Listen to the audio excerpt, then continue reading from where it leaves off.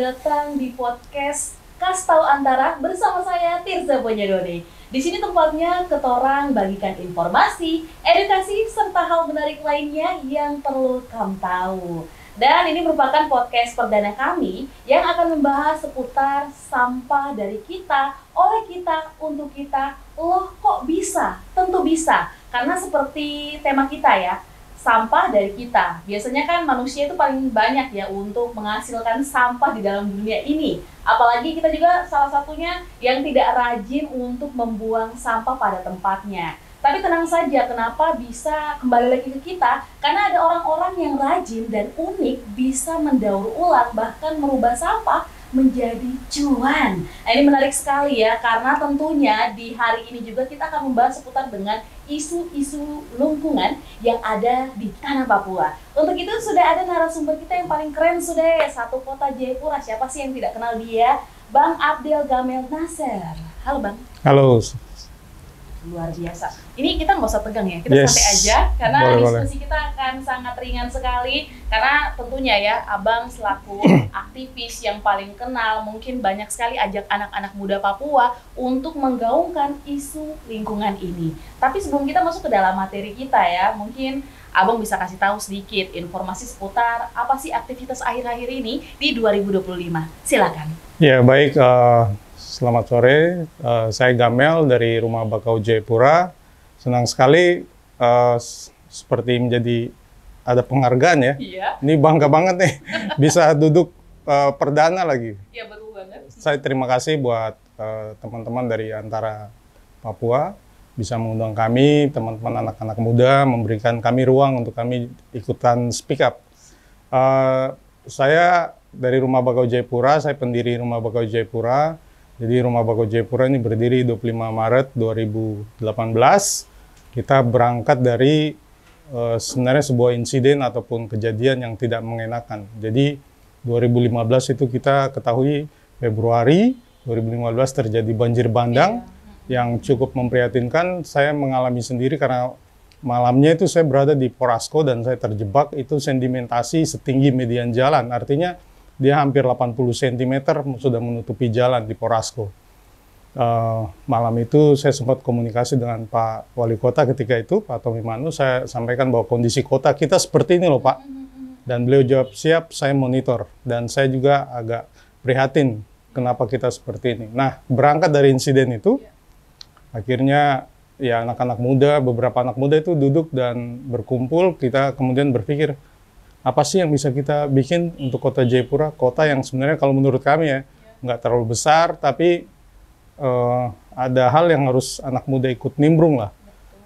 Hal kecil tapi paling tidak kita ikutan berkontribusi untuk kota Jayapura tempat kita tinggal, dan akhirnya kita sepakat membentuk yang namanya Rumah Bakau Jayapura itu pada 25 Maret 2018. Nah, isu yang ketika itu didorong masih hanya seputar banjir sampah, karena ini satu paket ini sebenarnya satu paket. Kita tahu bahwa drainase, selokan atau got yang ada di kota Jayapura ini masih peninggalan Belanda semua ini. Dan ketika itu 2015 kalau yang saya tahu masih jarang kita pembersihan, apalagi dibuat lebar ya. Jadi ketika banjir itu sampah dari drainase itu terlalu banyak. Keluar semua ya. Betul, terlalu banyak. Tumpuk itu barang langsung keluar ya. Sampah yang tidak pernah kita duga mungkin itu. Iya. Itu dia bisa muncul ke permukaan dan menjadi kayak sebuah kado yang tidak mengenakan. Nah, dari cerita itu akhirnya kita coba berpikir ya sudahlah. Kita coba melakukan hal lewat bagaimana bersih-bersih aja dulu. Iya, benar. Hal yang paling relate untuk kita bikin ya mungkin ya pungut sampah. Jadi dari 2018 kita coba mengutin sampah, termasuk tidak hanya di tempat umum, tapi juga di kawasan seperti hutan bakau.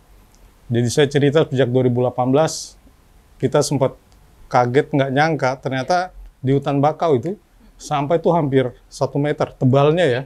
Tebalnya, benar. Waduh, miris juga ya. Dia hampir 1 meter, dan kami pakai rakit ketika itu, paralon pakai rakit, kami masuk dan itu baru kami tahu bahwa ternyata selama ini memang hutan bakau yang dari atas kelihatan hijau, tapi di bawah tuh menyimpan, agak memprihatinkan. Dan Sangat-sangat. akhirnya teman-teman sepakat, ya sudah kita coba membantu kerja-kerja volunteer. Kita bisa bikin pungutin sampah, kita coba, dan kami main data. Artinya teman-teman sekalipun kita hanya kayak kerja yang gampang, tapi teman-teman main data. Main data nih artinya ketika kita dapat sekian kilo, sekian ton, itu kita pilah lagi sampah apa yang paling banyak, produk apa yang paling banyak, dan ini nanti menjadi bahan untuk kami advokasi berikutnya. Seperti itu, Kak Tirsa. Baik, ini luar biasa yang artinya 2015 membawa Bang Gamel masuk Yeah. di Rumah Bakau dan juga memberikan banyak edukasi. Yeah. Tapi dari situ juga menarik karena apa yang terlihat indah tuh ternyata tidaklah indah seindah itu. Karena memang kalau kita langsung turun lapangan, artinya kita melihat secara nyata kasusnya seperti ini dan sampai sekarang itu masih aktif ya? Masih ada kalimat yang biasa kami pakai dengan kalimat grebek.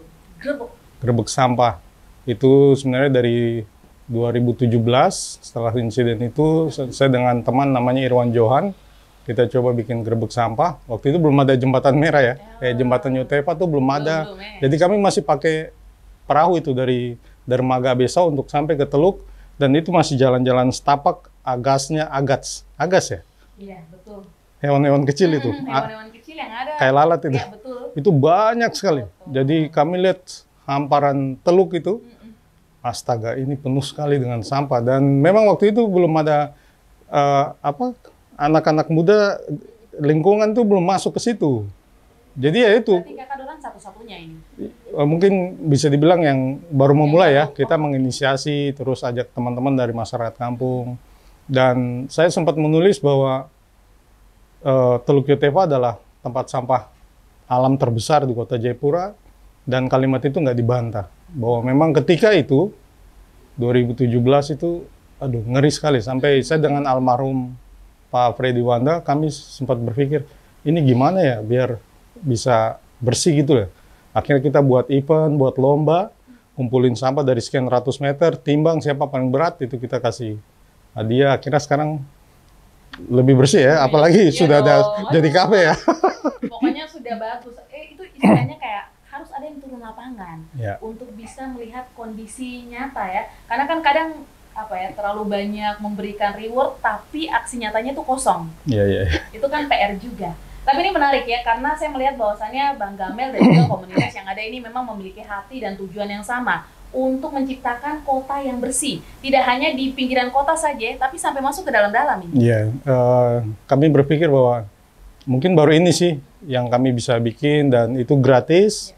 Hanya membutuhkan, sebenarnya butuh kepedulian saja sih. Jadi kami coba gandeng, ketika kami tidak mampu hanya dengan komunitas, kami gandeng mahasiswa, anak sekolah, dan antusias ternyata. Sebenarnya mereka ini butuh wadah, butuh sebuah kayak I.O. bukan I.O. sih. Istilah orang yang memanggil gitu, ayo ngumpul yuk. Nah gitu loh. Sama-sama bisa bergerak. Yes, seperti itu. Karena kan biasanya anak muda tuh hobinya tuh mungkin ya alam, tapi kadang tidak ada wadah yang tepat untuk orang keluarkan dong punya bakat-bakat terpendam begitu ya untuk masuk ke dalam hal itu. Tapi juga ini sebenarnya menarik ya, karena dari 2015 sampai dengan 2025 masih tetap menggaungkan hal yang sama ya seputar dengan isu lingkungan. Cuman di sini saya ingin tahu dulu sebelum kita masuk lebih jauh, kira-kira apakah isu lingkungan ini hanya karena waktu itu banjir bandang atau sebenarnya sudah ada jiwa yang seharus lihat kota Jayapura ini dia bersih nih? Atau seperti apa? Boleh diceritakan? Iya, ini akhirnya saya memflashback. Jadi kenapa saya senang dengan isu lingkungan? Mungkin karena dari kecil ya. Saya kelas 2, saya lahir di Jayapura. Kelas 2 SD saya sudah duduk di Cyclub, di air terjunnya. Kelas 2 SD, saya masih ingat kami waktu itu nguntit-nguntit kakak-kakak yang SMP, SMA. Jadi kelas 2 SD itu kita sudah sampai ke atas. Saya sampai ikut, hampir pingsan. Bayangin anak-anak SD terus disuruh naik. Suruh naik ke atas. Dan itu tidak diajak, istilahnya mereka lewat terus kita ngikutin terus sembunyi-sembunyi gitu loh. Sembunyi-sembunyi. Nanti sudah mau pingsan baru kita teriak, kita bilang kami ada di sini. Dan mereka datang, kenapa kalian tidak bicara gitu kalau mau ikut gitu loh. Nah itu cerita saya. Terus saya kuliah ke Semarang, saya ikut Mapala di sana. Akhirnya saya kepincut gunung, isu gunung. Saya senang sekali dengan gunung. Di Jawa Tengah itu tinggal Gunung Slamet yang saya belum. Jawa Timur ada Arjuna Lawu Bulirang, segala macam. Terus Sindur Suming itu di Jawa Tengah dan lain sebagainya. Jadi tinggal Gunung Slamet. Kembali ke sini 2004, saya jadi orang yang gila gunung waktu itu ya. Jadi 2004 setiap hari Sabtu, setelah saya kembali ke Jayapura, saya pasti naik ke Cyclop, tapi sendiri. Sendiri. Jadi teman-teman di kompleks itu bilang, ah itu Gamel gila dia itu. Jalan naik sendiri-sendiri nanti ada apa.